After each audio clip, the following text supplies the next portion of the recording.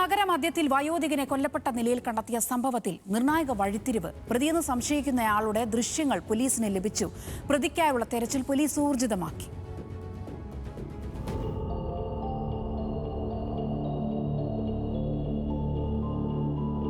കൊല്ലം നഗരത്തിൽ city police commissioner ഓഫീസിനടുത്താണ് നാടിനെ നടുക്കിയ ക്രൂര കൊലപാതകം. പരിസര പ്രദേശത്ത് ലോട്ടറി കച്ചവടം നടത്തി ജീവിച്ചിരുന്ന മുണ്ടക്കൽ സ്വദേശി രാജേന്ദ്രനെ കഴിഞ്ഞ ദിവസം കൊല്ലപ്പെട്ട നിലയിൽ കണ്ടെത്തുകയായിരുന്നു. കമ്മീഷണർ ഓഫീസിന് സമീപമുള്ള കാർകൂൾ എന്ന സ്ഥാപനത്തിന്റെ ഒഴിഞ്ഞ ഭാഗത്തായിരുന്നു മൃതദേഹം. കഴുത്തു ഞെരിച്ചു കൊന്ന ശേഷം കഴുത്തിൽ തുണി കൊണ്ട് മുറുക്കി പ്രതി മരണം ഉറപ്പാക്കി. എന്നിട്ടും തീർന്നില്ല ക്രൂരത.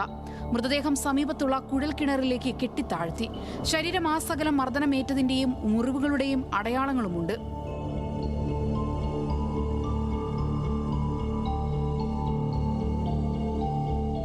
കൊല്ലപ്പെട്ട രാജേന്ദ്രന്റെ ഭാര്യ മരിച്ചുപോയിരുന്നു. 2 ആൺമക്കൾ ഉണ്ടെങ്കിലും അവരുമായി അകൽച്ചയിലാണ്. കഴിഞ്ഞ കുറച്ചു മാസങ്ങളായി കാർകൂൾ എന്ന സ്ഥാപനത്തിന്റെ ഭാഗത്താണ് രാജേന്ദ്രൻ അന്തി ഉറങ്ങാറ്.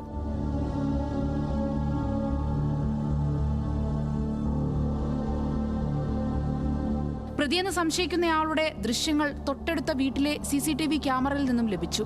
കൊലയ്ക്ക് പിന്നിലുള്ള കാരണം എന്തെന്നത് വ്യക്തമല്ല. പ്രതിക്കായി പോലീസ് അന്വേഷണം ഊർജിതമാക്കിയിട്ടുണ്ട്.